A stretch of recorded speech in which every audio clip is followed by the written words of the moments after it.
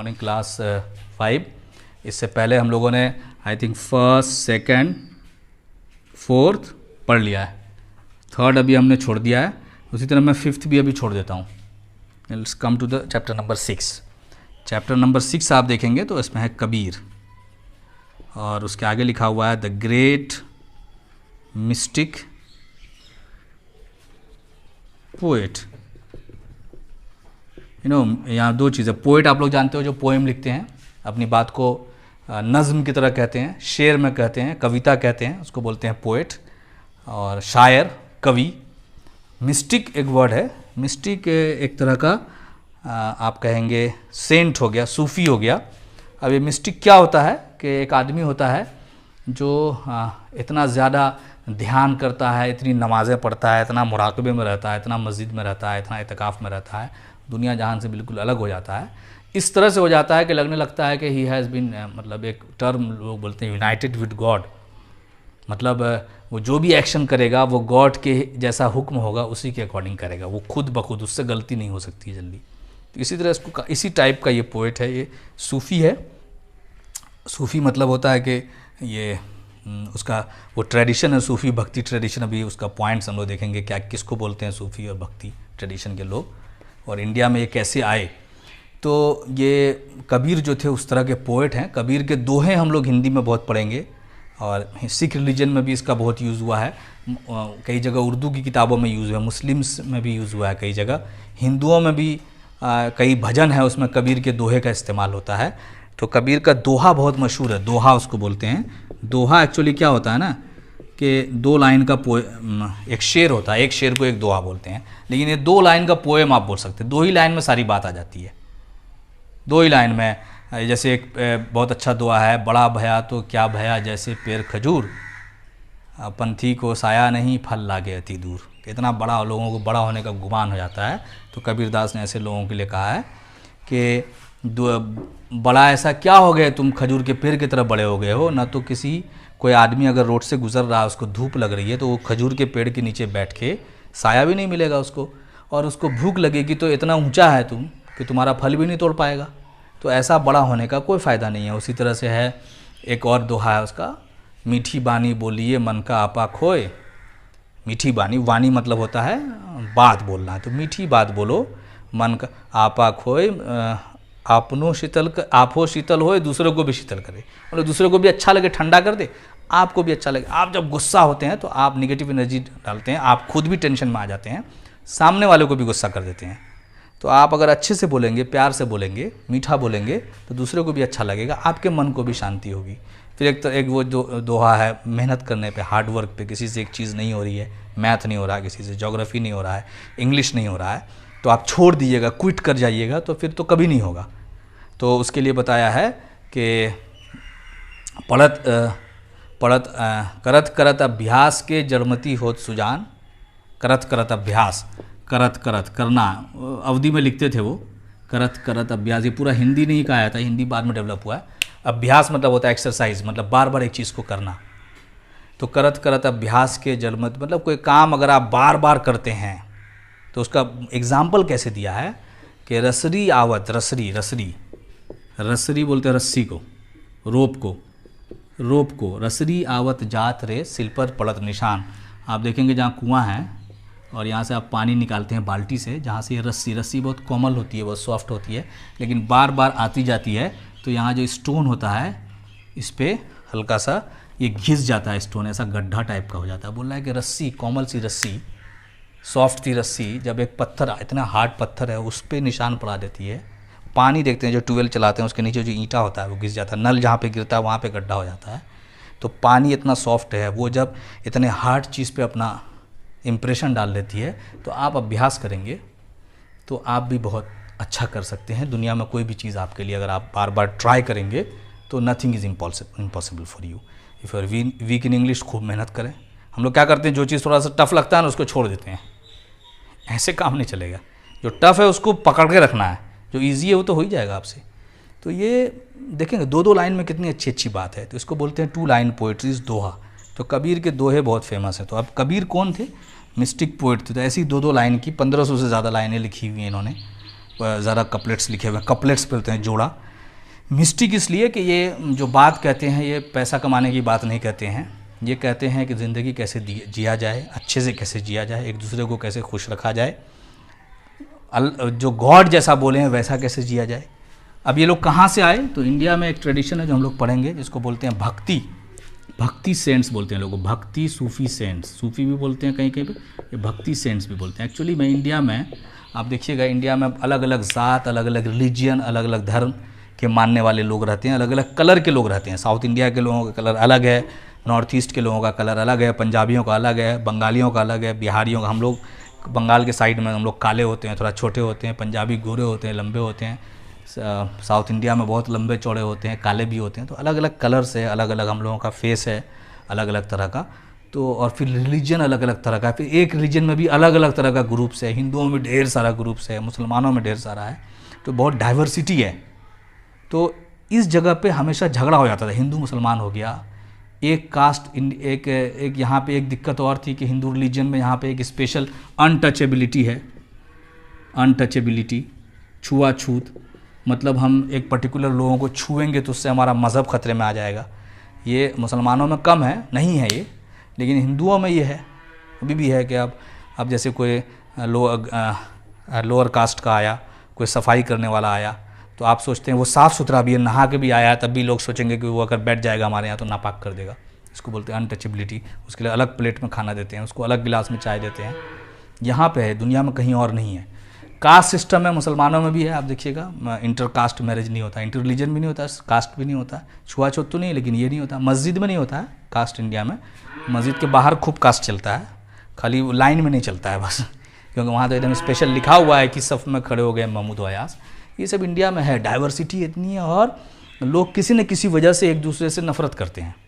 वो तुम मेरे रिलीजन के नहीं हो, तुम मेरे जैसा खाते नहीं हो, तुम अब नफ़रत करने के लिए बहुत सारा आपको पॉइंट मिल जाएगा इंडिया में। जैसे चूड़ा खाते हैं हम लोग भून के, अब मध्य प्रदेश जाओ तो भिगा के खाएगा, तो आप उस पर भी नफ़रत कर सकते हो कि चूड़ा की इतनी बेइज्जती, भिगा के खा रहे हो उसको।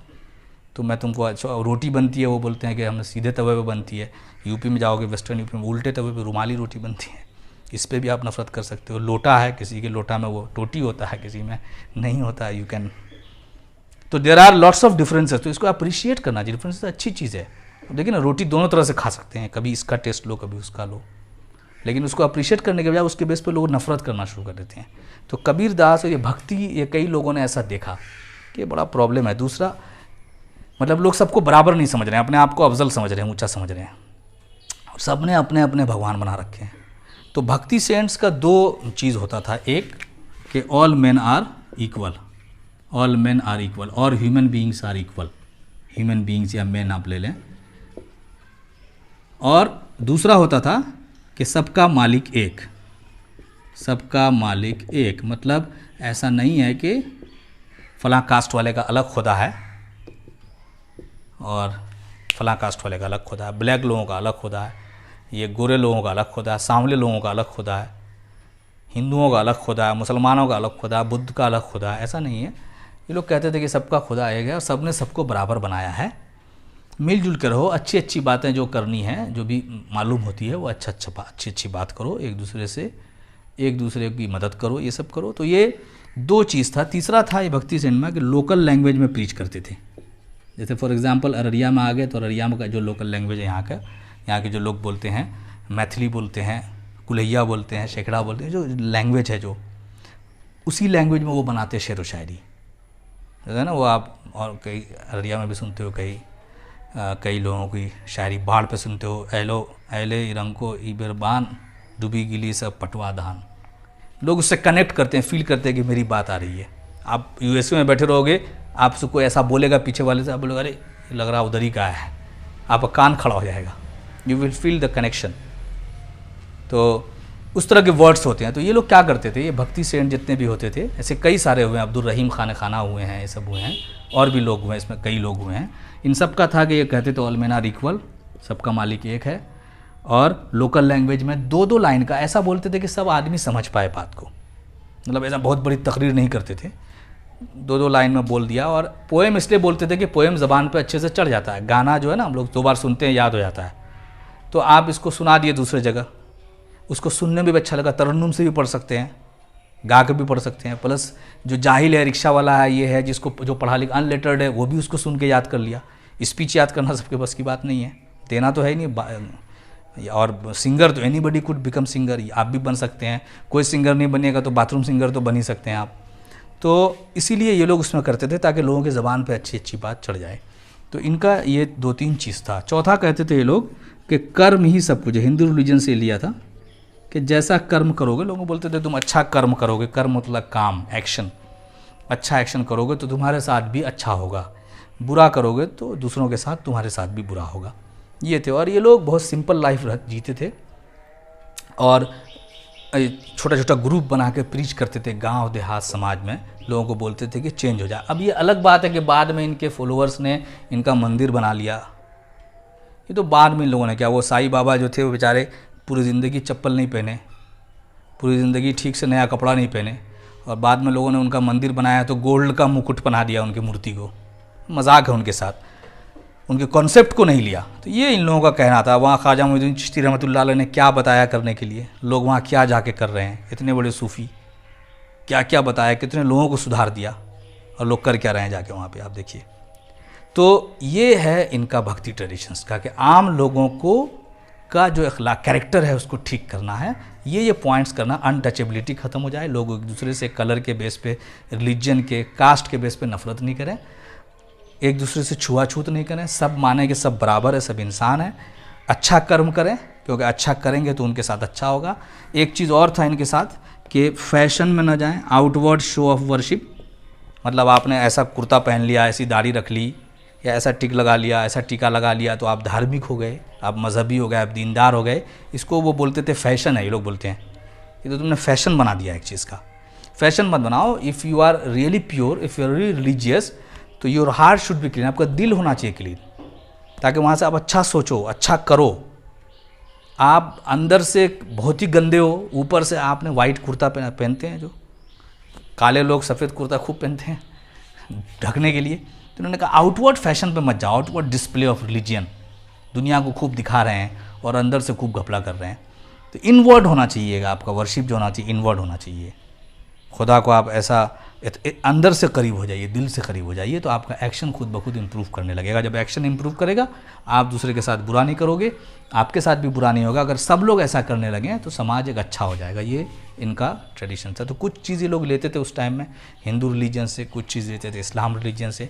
इस्लाम से 2 चीज़ इन्होंने लिया सब लोगों ने, all men are equal and there is only one God. बहुत इंपॉर्टेंट था कि डिपार्टमेंट नहीं है, there are no separate gods, सबका एक ही गॉड है, आप कहीं से भी आए हो, और सब लोग बराबर हैं, सब इंसान बराबर हैं। इंसान कलर कहाँ पैदा होने की वजह से अलग नहीं हो जाता। इंसान क्योंकि कहाँ पैदा हुआ है, ये इस पे उसका कंट्रोल नहीं है। आप कहाँ पैदा हुए हो, इसको ये आपसे पूछ के नहीं भेजा गया है आपको। यू हैव नॉट सेलेक्टेड कि वहाँ पे ऐसा दिया हुआ था माउस हिट करो एंड सेलेक्ट योर पेरेंट्स, उसके बाद आप आए, ऐसा तो नहीं है। तो जिसका आप पे कंट्रोल नहीं हो उसके बेस पे आपसे डिस्क्रिमिनेट कैसे हो सकता है। आप गोरे हो गए कि काले हो गए, आपकी नाक सीधी होगी टेढ़ी होगी, ये आपसे पूछ के थोड़ी बनाया गया है। तो जो आपसे पूछ के नहीं बनाया गया तो उसके बेस पे आपसे डिस्क्रिमिनेट कैसे होगा। डिस्क्रिमिनेट होना चाहिए आपके कैरेक्टर पे, वो आपको है कि देखो झूठ बोलोगे तो गलत होगा, आपको बता दिया गया है। गाली नहीं देना, आपको बता दिया गया है, लेकिन आप बोल रहे हो, इसका मतलब आप जानते हुए गलती कर रहे हो, तो आपके पास डिस्क्रिमिनेशन होना चाहिए, आपको पनिशमेंट मिलना चाहिए। लेकिन जिस पर आपका कंट्रोल ही नहीं है, how can you discriminate on the basis of that when you have no control over it. तो इनका कहना था कि जिस पे लोगों का कंट्रोल नहीं है उसके बीच पे कैसे आप बोलते हैं कि अनटचेबल हो गया, कैसे आप बोलते हैं कि वो लोअर कास्ट का हो गया, वो अलग कास्ट का हो गया, जबकि ब्लड आपका सेम है और आपका कंट्रोल नहीं है उसके ऊपर। तो इसी तरह से, और दूसरा 2-3 चीज़ और दिया इन्होंने। एक चीज़ और दिया कि आपको नॉन वायलेंस करना है। नॉन वायलेंस में किसी को मारना वरना नहीं है, ये भी था। Plus not to hurt anyone, किसी को हर्ट नहीं करना है, ये सारी चीज़ थी। बातों से भी हर्ट करने से भी वायलेंस होता है। आपने वो शेर वाली कहानी पढ़ी होगी, 3 या 4 में है कि वो जो शेर होता है वो कहता है कि जब उसको तुमने ज़ख़म जो तलवार का लगाया वो तो भर गया, लेकिन तुमने मेरी बुराई जो की थी कि your body smells like that, आप याद करो, इंग्लिश में पढ़ा होगा कोर्स बुक में। तो तलवार का ज़ख़म तो भर जाता है लेकिन ज़बान का ज़ख़म नहीं भरता है। तो you can hurt without using knife, without using guns, you can hurt people by your behaviour, by your talks, by your thought process, by your writing. तो ये भी वायलेंस के अंदर में आ जाता है। तो वायलेंस ना करें, किसी को हर्ट ना करें, एनिमल्स को भी नहीं करें। आप लोग ज़बरदस्ती के कुत्ते को परेशान कर रहे हैं, बकरी को परेशान कर रहे हैं, प्लांट्स को अननेसेसरी कट कर रहे हैं जबकि हमको लगाना चाहिए, तो ये सारा चीज़ वायलेंस में आ जाता है। तो इसके ख़िलाफ़ ये लोग गए। तो Kabir was one of them, इनमें से इन्हीं की तरह का एक कबीर था। अभी क्वेश्चन आएगा हु आर भक्ति सेंट्स, सूफी सेंट्स, क्या क्या उनका टीचिंग्स था, तो ये आपको बताना होगा। कबीर इसमें से था। शॉर्ट में मैं आपको बताता जाता हूँ, उसके बाद रीडिंग हो जाएगा बाद में। तो एक जगह है बनारस, यूपी में एक जगह है बनारस, वाराणसी, नाम सुना होगा। कोई ऑटो बनने वाला था ये, क्योंकि प्रधानमंत्री हमारे यहीं से चुनाव जीते हैं। बनारस, ठीक है ना, बहुत फेमस जगह है यूपी में। आप जाइएगा, हिंदू रिलीजन का बहुत ही फेमस, गंगा वहाँ पे है, तो लोग जाते हैं पूजा वगैरह करने के लिए। तो बनारस में एक बच्चा है, इसका पता नहीं है इसके पेरेंट्स का, इसके पेरेंट्स कौन है पता नहीं है, जिसके पेरेंट्स कौन है पता नहीं है, पेरेंट्स मतलब इंतकाल कर गए हैं, छोड़ दिया किसी ने, घूम रहा था बनारस के घाट वगैरह पे, तो ऑर्फन हो गया ये, ऑर्फन मतलब यतीम हो गया। तो एक दो वहाँ पे वीवर थे, नेहरू नीमा, वीवर मतलब बनारस में आप जाइएगा ना, वहाँ पे बुनकर रहते हैं, मतलब कालीन बुनना, कपड़े बुनना, साड़ी बनती है बनारसी साड़ी, तो बहुत पहले से ये सब काम चलता है। तो उसमें मुस्लिम्स बहुत हैं, तो ये सब थे। ये बहुत अच्छा कहा जाता है, कास्ट नहीं माना जाता है मुसलमानों में भी, जैसे धोबी कास्ट, धोबी जो करते हैं उसको बोलते हैं नीचे कास्ट का, ये अपने मन से लोगों ने बना लिया है काम के बेस पे। तो नीरू और नीमा जो है इस बच्चे को लेके गए और इसको पालना शुरू किया। तो कबीर का पता नहीं कि इसके पेरेंट्स कौन थे, लेकिन इन लोगों ने इसको पाला, देवर वीवर्स। कबीर जब बड़ा हुआ तो कभी एक वहाँ पे था रामानंदा, एक बहुत बड़े पंडित थे, बहुत बड़े गुरु थे। तो वहाँ जो है ना, उस टाइम में स्कूल का सिस्टम नहीं था, उस टाइम में गुरु शिष्य था। लोग एक पाठशाला में या गुरुकुल में एक गुरु होते थे, और गुरु के यहाँ पढ़ने जाता था कोई विद्यार्थी, जो शिष्य जाता था। तो गुरु ऐसा नहीं होता कोई टेस्ट लेता था, गुरु की मर्जी थी, पढ़ाए नहीं पढ़ाए, बोल रहे तुमको नहीं पढ़ाएंगे, अब किसी के बेटा रहो, नहीं पढ़ सकते थे। फिर गुरु जो है आमतौर पे चार्ज नहीं करते थे पैसा, लेकिन गुरु दक्षिणा बाद में लेते थे, कि अब बाद में जो बोल देंगे गुरु वो देना पड़ेगा, वो रिफ्यूज़ नहीं कर सकता था कोई शिष्य। तो गुरु का कौन शिष्य बनेगा, कौन उससे पढ़ेगा, ये गुरु पे डिपेंड करता था।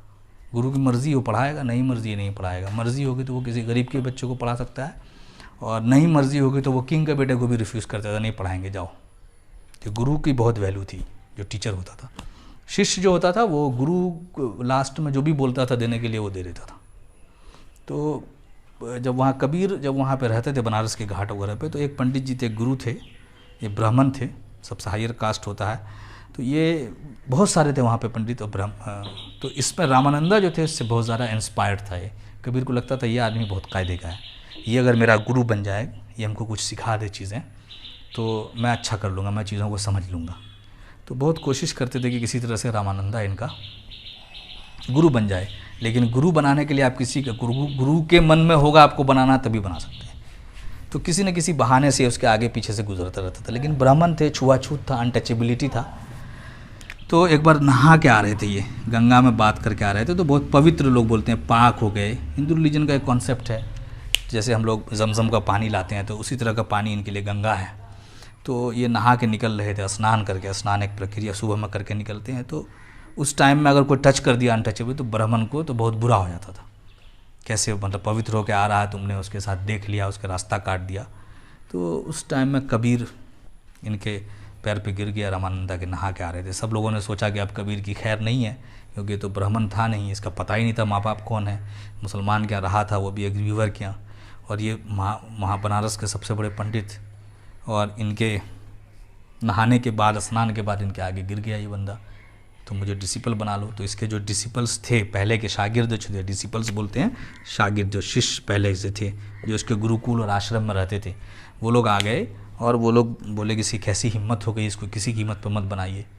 तो रामानंदा जो थे बहुत समझदार थे, ये देखने लगे और इन्होंने बोल दिया कि तुम आ जाओ आश्रम, ओके कर दिया, इनको शिष्य बना लिया। अब लोगों ने इससे बहस करना शुरू कर दिया, पुराने शिष्य ने, कि आप इसको कैसे रख लिए हैं, इसका तो पता नहीं है, ये नॉन वेज खाता होगा, ये मुसलमान क्या रहा हुआ है, इसके बाप का पता नहीं है, कास्ट का पता नहीं है, आप इसको रख लिए हैं, हम लोग सब ब्राह्मण हैं।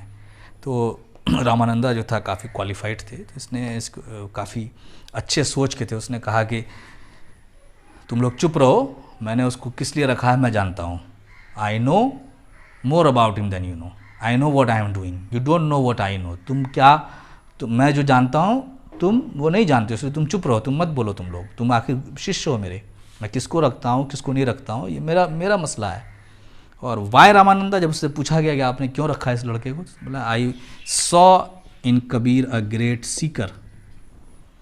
सीक मतलब होता है खोजना, सीकर ऑफ ट्रूथ, मतलब ये बंदा जो है ये कुछ डिफरेंट है, ये सिर्फ पंडित इसलिए नहीं बनना चाह रहा है कि कहीं पूजा कराएगा और इसको इनकम हो जाएगा, ये सच खोजना चाह रहा है, ये अच्छा करना चाह रहा है। तो finally Ramananda accepted him as a disciple. तो रामानंदा क्या रहा, तो ऐसा नहीं था कि रामानंदा वॉज हिज टीचर, ऐसा नहीं था कि कबीर और रामानंदा में सारी बात एक जैसी थी, सब दोनों एक दूसरे की बात को मानते, ऐसा नहीं था। ये डिफरेंट तरह का डिसिपल था, ये डिस्कस भी करता था उससे, और बहुत सारी बात पे रामानंदा कबीर जो है एग्री नहीं करते थे टीचर की बात पे।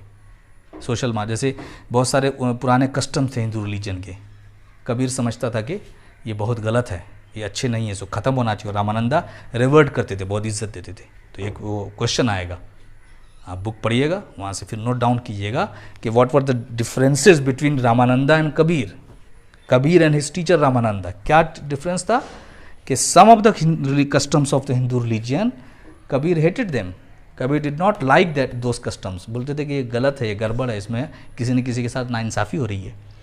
रामानंदा जो थे वो हिंदू रिलीजन के बहुत बड़े पंडित थे, तो वो बहुत रिस्पेक्ट करते थे उस कस्टम्स का। तो ये बहुत डिफरेंस था, दोनों में बातचीत विभास भी होती थी, इस पर रिस्पेक्ट करता था Kabir, respected his teacher lot. मतलब डिफरेंसेस में कभी नहीं होता था कि बेइज्जती कर देता था, अपना पॉइंट बहुत कायदे से रखता था। और ये होते होते फिर टीचर को लगा कि नहीं, I am wrong, my disciple is right, और लास्ट में टीचर ही चेंज हो गया। तो ये रामानंदा से ये डिसिपल बने। फिर इस पॉइंट्स पे इनसे डिसएग्रीमेंट हुआ, उसके बाद कबीर की बात को रामानंदा ने माना। फिर Kabir went on to become a great preacher, बहुत बड़े प्रीचर बन गए।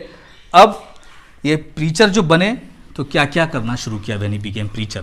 तो इन्होंने लोगों को समझाना शुरू किया कि तुम लोग जो है हिंदू मुस्लिम में लड़ते रहते हो, कास्ट में लड़ते रहते हो, upper caste lower caste, untouchability फैलाते हो, ये सबको बंद करो, ये सबको बंद करो, अनटचेबिलिटी को ख़त्म करो। ये सब लोगों को समझाना शुरू किया। बनारस से निकले और बहुत ही सिंपल लाइफ जीते थे। उसके बाद बोलते थे कि सब रिलीजन जो है ये बहुत सारा रास्ता है गॉड तक पहुंचने का, इसलिए तुम लोग मत लड़ो, there are many ways to reach God. ये जो मंदिर है मस्जिद है इसको ब्रेक मत करो, नुकसान मत पहुंचाओ, और इसकी जो हिफाजत इस तरह से होगी कि तुम उसमें जो बताया जा रहा है उसको मानो। उसको तुम मानते नहीं हो, तुम सुनते हो और इस कान से सुनते हो, उस कान से निकाल देते हो। उस चीज़ों को समझो, एक्सेप्ट करो। फिर उसके बाद सब लोगों को बराबर मानो, किसी के साथ नाइंसाफ़ी मत करो। उसके बाद था कि आउटवर्ड फैशन, तुम फ़ौरन चले जाते हो कि ऐसा टिक रख लिया, ऐसा टिका लगा लिया, ऐसा टोपी पहन लिया, इतना दाढ़ी बढ़ा लिया, इतना फुट पाजामा पहन लिया। ये फैशन पे मत जाओ, तुम अपने दिल को प्योर करो, वरना इस फैशन से कुछ नहीं होने वाला है। ये इन्होंने समझाया। अब ये कैसे करते थे, तो ये करते थे कि इनका टीचिंग्स है, इसके टीचिंग्स के सेट को बोलते हैं सहजा योगा। ये क्या करते थे, वही 2-2 लाइन का कपलेट लिखते थे। अपने इनके कुछ फॉलोअर्स बन गए, उनका ग्रुप बना दिया, वो कबीर पंथीस कहलाए बाद में। और ये लोग लोकल लैंग्वेज में जाके ग्रुप बना के गांव देहात में उनके भाषाओं में लोगों को प्रीच करने लगे, और बहुत सारे लोग इनके इससे जुड़ते गए। बाद में इनके जो दोहे थे उनको सिख रिलीजन की किताब जो है, गुरु नानक जो उसके हेड थे, उसी किताब जो है आदि ग्रंथ, उसमें आपको ढेर सारा दोहा इनका मिलेगा, बहुत सारा टीचिंग्स वहाँ पे है। तो set of his teachings are called Sahaja yoga. ये क्वेश्चन आता है। और कैसे फैलाते थे ये, तो ये हुवर Kabir Panthi, this were the followers of Kabir, disciples of Kabir. ये ग्रुप बना के जाते थे। क्या स्पेशल चीज़ था इनका, लोकल लैंग्वेज में, जिस एरिया में जाते थे उसी एरिया के लैंग्वेज में प्रीच करते थे। कैसे प्रीच करते थे, बहुत लंबी तकरीर नहीं करते थे, 2 लाइन पोइट्री, इसको दोहा है, ये सुनाते थे, ये गाते थे, थोड़ा डांस करते थे, लोगों को अट्रैक्ट करते थे और अच्छी अच्छी बात बताते थे। इस तरह से इन्होंने बातों को फैलाना शुरू किया। अब एक क्वेश्चन आत्मा आता है कि what did he take from Islam, Islamic teaching से क्या क्या लिया। तो इस्लामिक टीचिंग से इन्होंने 2 चीज़ लिया। Number 1, there is only one God, कि सबका मालिक एक है। Number 2, all men are equal, सब लोग बराबर हैं, आप भेदभाव ना करें। हिंदू रिलीजन से इन्होंने लिया the concept of karma. Karma का कॉन्सेप्ट क्या होता है कि life is governed by our action. ठीक है, हमारा लाइफ जो है हमारे एक्शन से गवर्न होता है। ये दो चीज़ क्लियर है। तो एक चीज़ यहाँ से लिया है, दो यहाँ से लिया है। तो हम लोग अच्छा कर्म करेंगे हमारे साथ अच्छा होगा, हम लोग बुरा काम करेंगे तो हमारे साथ बुरा होगा। इसको लेके इन्होंने अपने टीचिंग्स बनाई। फिर नॉन वायलेंस पे जोर दिया, किसी पे वेजिटेरियनिज्म पे भी जोर दिया कि आप मीट मछली ये सब कम खाओ और वेजिटेरियन फूड ज़्यादा खाओ, सब्ज़ी वगैरह ज़्यादा खाओ, इस पे भी इन्होंने जोर दिया। तो एक कहानी इनकी है रामानंदा कैसे डिसिपल बने। रामानंदा के 3 कहानी एक्चुअली। एक कहानी इनकी है, आप आगे पढ़ेंगे। एक स्टोरी है कि एक सुल्तान आया बनारस, उसने बोला कि कबीर को बुलाओ, कौन है कबीर जी, बड़ा नाम सुने हैं, उनको बुला के लाओ। तो सुल्तान के कोर्ट में जब कबीर गए तो कबीर ने उनको झुक कर, वही बाव करके ऐसे झुक कर आदाब, या उसके नील डाउन नहीं हुए, उनके आगे नहीं झुके, सिंपल जैसे हम एक दूसरे को सलाम करते हैं दो लोग, वैसे ही उन्होंने सलाम किया। तो सुल्तान ने कहा कि तुमने ऐसा क्यों किया, तुम मेरे सामने झुके नहीं, तुम मेरे सामने में नील डाउन नहीं हुए, मेरे पैर को नहीं छू लिए, अपनी पेशानी को यहाँ मेरे जूते पे नहीं रख दिए। तो कबीर ने कहा कि you are just a human being, तुम्हारा हमारा सबका किंग एक ही है, वही सबसे बड़ा किंग है, उसी के आगे झुकूंगा। तो ये सुल्तान को इसकी बात बहुत अच्छी लगी, तो तोहफे तहाइफ दे के इसको भेजा। तीसरी कहानी इसमें यह है कि कबीर जब इंतकाल किए तो क्या हुआ। एक कहानी हो गई जो आपको लास्ट पेज में दी हुई है, कबीर डाइड। तो कबीर किसी को हर्ट नहीं करते थे ज़्यादा, तो कबीर डाइट किए। तो मुसलमान क्या करते हैं, मुसलमान दफनाते हैं और हिंदूज जो हैं क्रीमेट करते हैं। मुसलमान बरी करते हैं, BURY बरी, बरी मतलब होता है दफनाना, मिट्टी में दबाना। क्रीमेट मतलब होता है जलाना। तो अलग अलग रस्म है। यहाँ पे कब्र बनता है, टूम, और यहाँ पे बनता है समाधि। ये आप लोग जानकर याद रखिएगा, समाधि क्या होता है, क्रीमेशन क्या होता है, burning of body after death. अलग अलग कस्टम से अलग अलग जगह पारसीज ऊपर रख देते हैं वल्चर्स के लिए। तो बरी कई लोग क्रीमेट करते हैं और बहुत ज़्यादा लोग बरी भी करते हैं। बरी मतलब होता है दफन कर देना। कहाँ दफन करते हैं, टूम में। क्रीमेट करते हैं, जिस जगह क्रीमेट किया जाता है वहाँ पे फिर उनका राख वगैरह रखा जाता है, उसको बोलते हैं समाधि। तो जब कबीर इंतकाल हो गया कबीर का, तो उनके मुस्लिम डिसिपल्स आए, वो कहे कि ये मुसलमान थे कबीर, तो इसको हम दफनाएंगे। हिंदू डिसिपल्स आए, वो बोले हिंदू थे, जिस लड़ाई झगड़े से हमेशा रोकते थे वो झगड़ा फिर इनके मरने के बाद स्टार्ट हो गया। इन्होंने कहा कि ये तो मर गए थे। तो ऐसा कहानी में है, अब मुझे नहीं मालूम कितना सही है, हिस्ट्री है या नहीं है। मुझे कहानी काफ़ी फेमस है, हिंदी में भी हमने पढ़ी थी, आप भी सुन लीजिए, अच्छी कहानी है। कि कहा गया कि जब कबीर का उठाया गया, डेड बॉडी के पास लोग गए जब ऊपर से चादर उठाया तो देखा कि वहाँ फ्लावर्स हैं बहुत सारे, बॉडी गायब है कबीर की, वहाँ फूल रखा हुआ है। तो इन्होंने सोचा कि शायद कबीर की बॉडी जो है फूल में कन्वर्ट हो गई है। तो आधे लोगों ने उसको ले लिया बरी करने के लिए, दफनाया गया, और आधा जो है उसको हिंदुओं ने अपने ट्रेडिशन से जलाया और उसका समाधि बनाया। तो कबीर का समाधि भी है, वहाँ पे कब्र भी है। तो 3 इस स्टोरी है। एक रामानंदा के डिसिपल कैसे बने ये, दूसरा सुल्तान के साथ कोर्ट में क्या हुआ इनके साथ, तीसरा इनके मरने के बाद क्या हुआ। अब इसमें एक चीज़ और है, इनकी राइटिंग्स, जो लास्ट पार्ट है, राइटिंग्स ऑफ कबीर। कबीर ने जो चीज़ बोला, उस क्या क्या कंपोज किया, क्या क्या बनाया। तो इन्होंने 2 लाइन पोएम लिखा, सॉन्ग लिखा, बहुत सारे गीत हैं इसके, 2000 से ज़्यादा सॉन्ग लिखा है। और ये जो दोहा है, दोहा मतलब 2 लाइन पोएट्रीज, 1500 से ज़्यादा है। लैंग्वेज जो है इसमें हिंदी दिया हुआ है, ये हिंदी नहीं है, अवधी वगैरह है, ये सब मिक्स है। ये प्रॉपर हिंदी तो कोई लैंग्वेज उस टाइम में थी नहीं। तो ये उस एरिया का जो लैंग्वेज है, जिस एरिया में थे, बनारस के आसपास को लैंग्वेज है, उस लैंग्वेज में ही लिखते थे। उसको बाद में लोग हिंदी बोलने लगे, वो हिंदी लैंग्वेज है नहीं एक्चुअली में, हिंदी तो बाद में इवॉल्व हुई है। अच्छा, दूसरा है कि इनके जो दोहा हैं आप इंग्लिश में भी पढ़ सकते हैं। रविन्द्रनाथ टैगोर जो थे, जिन्होंने हमारा राष्ट्रीय गीत लिखा है, ये राष्ट्रगान लिखा है, उन्होंने इनके सारे दोहे को ट्रांसलेट भी कर दिया इंग्लिश में। तो ये कबीर है, बनारस में हुए हैं, अभी से करीब 600 साल पहले हुए हैं। ये उनकी कहानी है, छोटी सी कहानी है। आप इसको चैप्टर 6 को रीड कर लीजिएगा। इसमें जो टफ वर्ड्स है मैं भेज दूंगा उसके बाद। इसमें इतनी डिटेल्स है। I will send you the questions, you have to do the answer. Thank you.